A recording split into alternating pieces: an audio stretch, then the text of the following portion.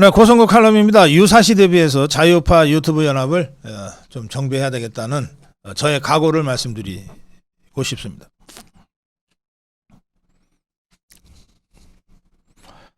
만약에 북한이 우리를 상대로 다시 전쟁을 일으킨다면 70여 년 전에 6.25 전쟁 때는 탱크를 앞세우고 공격을 시작했습니다. 기습적으로. 근데 이번에는 그렇지 않을 것이다. 이번에는 가짜뉴스를 앞세우고 공격을 시작할 것이다. 괴담을 앞세우고 공격을 시작할 것이다. 이거는 현대전의 거의 모든 이 전문가들과 전략가들이 일치해서 하는 얘기입니다. 맞으면 심리전이 먼저다 이거예요. 개전 초기부터 북한은 사이버 전력과 해킹 그룹, 국내 고정 간첩, 반국가 세력을 모두 동원해서 인터넷으로 가짜 뉴스를 퍼뜨릴 것이다. 모든 전문가들의 일치된 전망입니다. 이 가짜 뉴스는 구체적인 전황, 그러니까 이 가짜로 하는 거예요. 야, 서울이 함락됐다더라. 뭐 이런 식의 가짜 뉴스를 막 퍼뜨리는 거예요. 일반인들의 삶에 영향을 미칠 수 있는 괴담성 유언비어. 야, 먹을 게 다 떨어졌대. 벌써 사재기 끝났대. 다양한 허위 정보전을 벌일 것이다. 북한은 7천여 명의 해킹 전력, 세계 3위에 해당되는 7천여 명의 해킹 전력을 갖고 있고, 그간 여러 차례 우리 민관군 정보통신망을 교란해서 이 해킹들의 해커 능력을 입증한 바도 있다. 아마도 전쟁 때 북한이 퍼뜨릴 첫 번째 가짜뉴스는 군 최고 수뇌부 관련 사안이 될 것인데, 이를테면 대통령이 도망갔다. 어젯밤에 대통령이 서울을 버렸다. 또는 대통령이 포탄에 맞아서 중상을 입었대더라. 이런 식의 괴담을 퍼뜨릴 가능성이 매우 높다. 정부 고위 관계자는 군 최고 통수권자인 대통령이 후방이나 또는 심지어 외국으로, 야, 벌써 일본 비행기로 일본으로 튀었대. 이런 식으로. 이런 소문을 퍼뜨릴 수 있다. 전시에 나올 수 있는 단골 가짜 뉴스지만 막상 이게 퍼뜨려지면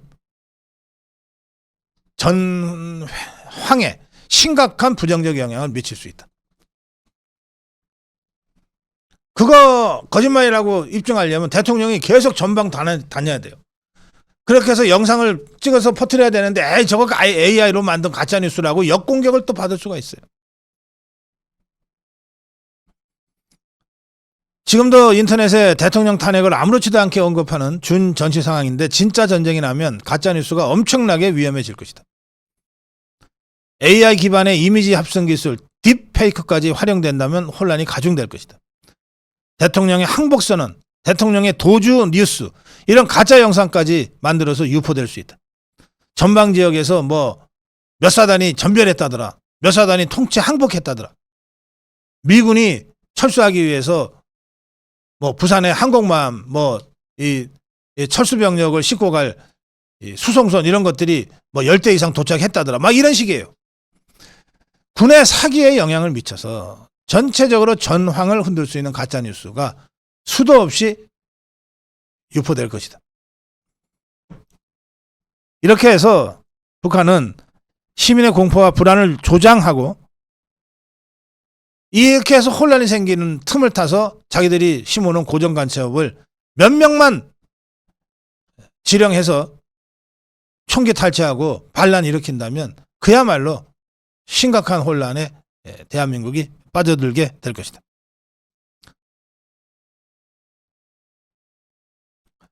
더 큰 문제는 사실규명을 하기가 어렵거나 사실규명을 하는데 시간이 많이 걸리는 가짜 뉴스 괴담들이 유포될 때다. 이를테면 북한과 전쟁이 일어나면 일본에 있는 이 후방기지들의 역할이 굉장히 중요하거든요. 그런데 이를테면 일본 정부가 6.25 때는 미군의 병창기지로서 아주 적극적으로 나섰는데, 이번에는 왠지 일본이 좀 소극적이네. 이런 식의 기사. 이거 어떻게 확인합니까?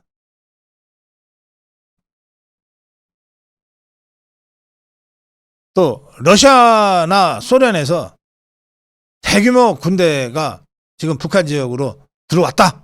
이거 어떻게 확인합니까?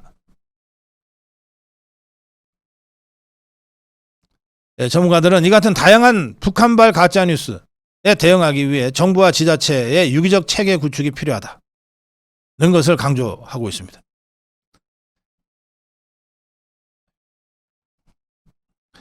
이를테면 한번 유포된 가짜뉴스는 70년이 지나도 없어지지 않아요.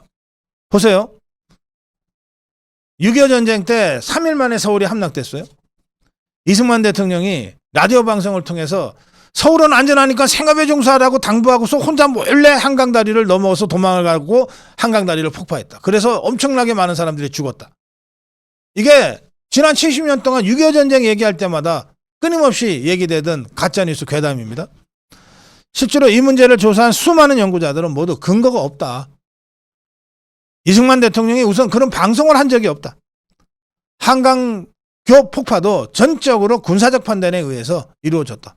이건 역사 연구를 통해서 확인이 됐지만 여전히 국민들한테 물어보면 다수가 그때 이승만이 혼자 도망가느라고 한강다리 폭파했고 그래서 시민들이 엄청 죽었다라고 대답하는 사람들이 더 많을 수도 있어요.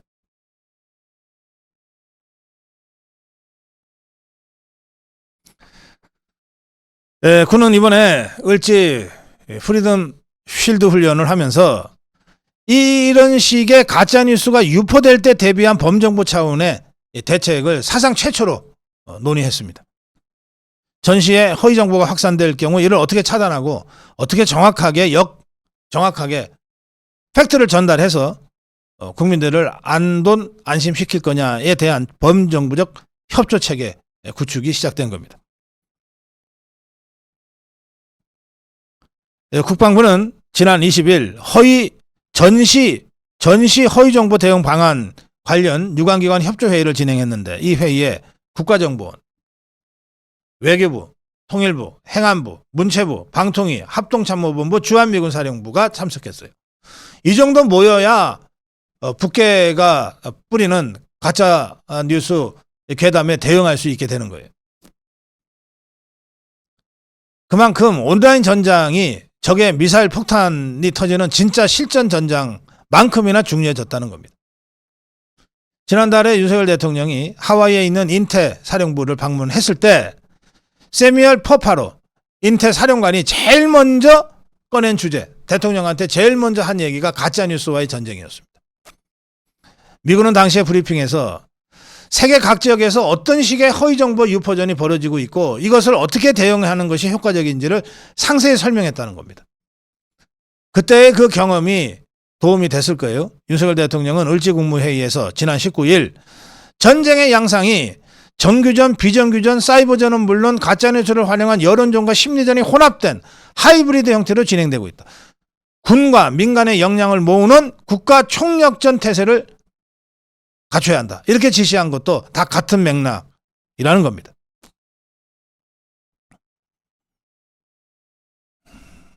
자, 이제 한번 상상을 해보십시다.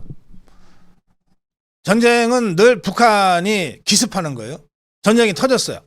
그 순간 우리의 그 위기 대응 체계가 가동이 되고 군의 이 대응이 가시화될 텐데 그럴 경우에 이 완전히 그 인터넷 시대에 살고 있는 우리에게 SNS, 인터넷 온갖 이 매체를 통해서 북한이 집중적으로 가짜 뉴스를 하루에도 수십 개가 아니라 수십만 개를 퍼뜨릴 수가 있어요. 자, 이것에 대해서 우리 정부와 이 유관 매체가 적극적으로 대응한다고 칩시다. 근데 이미 상황은 전쟁통이에요. 정규 방송도 거의 중단됐을 상황이에요. 어떻게 대응할까요? 무엇으로 대응하는 것이 가장 효과적일까요? 정부는 이걸 하기 위해서 국정원, 외교부, 통일부, 행안부, 문체부, 방통위, 합참, 주한미군까지 다 참석한 전체 종합회의를 열었는데 실제로 SNS와 직접 관계되는 거는 방송통신위원회밖에 없어요. 근데 방송통신위원회는 방송통신에 대한 감독 관리 기구지 실제로 방송과 SNS를 운영하는 데는 아니잖아요.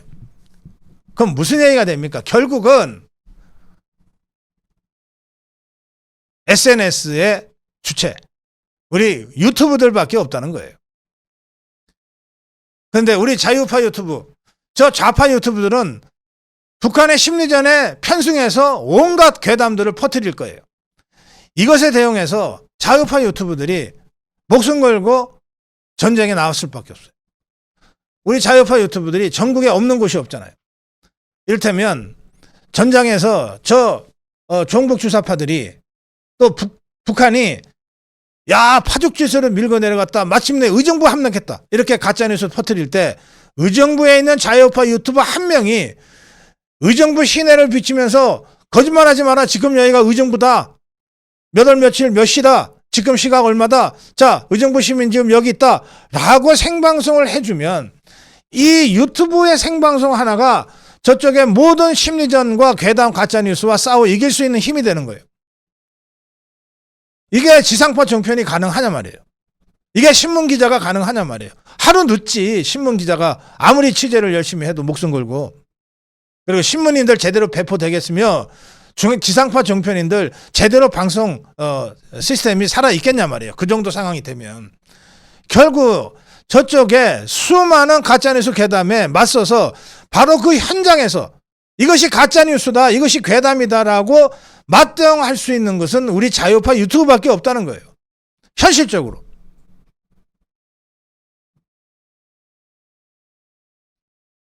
여러분들이 피난 간다고 칩시다. 텔레비전 이거 피난 갈 수 있어요? 스마트폰은 갖고 갈 거 아니에요. 스마트폰을 가지고 있는 한 실시간 전 세계의 자유파 유튜브들의 목소리를 여러분들이 어디에서든 들을 수가 있어요. 적어도 그 통신망이 완전 두절되기 전에는. 그러면 어떤 방송, 어떤 신문을 통해서 듣는 것보다도 더 실시간으로 생생하게 현장 소식을 정확하게 전할 수 있는 것이 바로 자유파 유튜브들입니다. 이 부분에 대해서 저는 윤석열 정부가 정말 진지하게 또 심각하게 유튜브의 유사시, 전시 유튜브 역할에 대해서 고민해야 될 때가 됐다고 생각합니다. 저쪽에 가짜뉴스가 저 북한 괴뢰군의 가짜뉴스가 KBS, MBC 뉴스를 타고 나오지 않아요. SNS를 통해서 나온단 말이에요. 좌파, 종북주사파 유튜브들을 통해서 나온단 말이에요. 이것에 대응하는 것은 자유파 유튜브밖에 없어요. 진지하게 자유파 유튜브의 전시 상황, 비상 상황에서의 역할에 대해서 고민해야 된다. 그 말씀을 제가 드리는 것이고 그와 별도로 그 정부에서 그렇게 나가야 된다고 제가 촉구하지만 정부가 하든 안 하든 그와 별도로 제가 이 기회를 빌어서 자유파 유튜브들이 이 비상 시기, 비상 상황이 올 수도 있으니까 그것에 대비해서 어떻게 움직일 것이냐에 대한 최소한의 연대 논의들은 지금부터 해나가자라고 하는 것을 제가 제안합니다. 우리 자유파 유튜브들이 전국에 걸쳐서 수백 개의 유튜브들이 활동하고 있어요. 수천 개가 될 수도 있습니다.